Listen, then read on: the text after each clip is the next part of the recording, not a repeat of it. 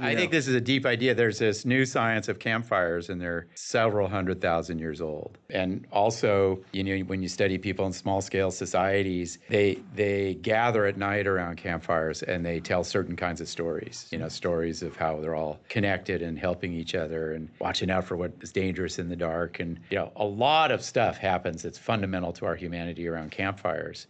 So I think you're onto something really important. That we need to return.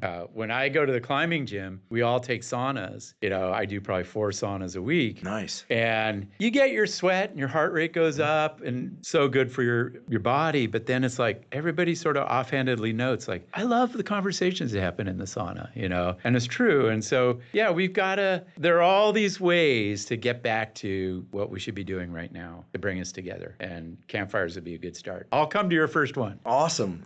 Campfire, also great red light therapy, no joke. Long wavelength light only coming out of that fire. And everyone's obsessed with red light therapy. You can get from the sun when you don't want to get too much UV, but yeah, you get tons of long wavelength light exposure, which is known to be great for mitochondria. I mean, don't get me, I don't want to get going on this as too much of a tangent. We've had guests on here from University College London. I mean, the long wavelength light actually goes all the way through your body, even in light clothing, and is absorbed by the water in your mitochondria, which actually improves mitochondrial function in every single cell that has mitochondria. So, and where do we get this light from? Typically it's from sunlight when it's low solar angle. So when it's low in the sky, because of Rayleigh scattering, you're getting rid of the UV. That's why you can see the orange and red, and it's not painful to look at the sun when it's low in the sky. When it's overhead and the UV index is high, it's full spectrum, and you have to be careful of that. You got some color to you, but something tells me your lineage was kind of like fair skinned, right? Oh yeah. Okay, so but everyone, it needs to be cautious about that. But that long wavelength light, people buy red light units and things, and those can be beneficial. They use them clinically now, but good data on that. But campfires do it, and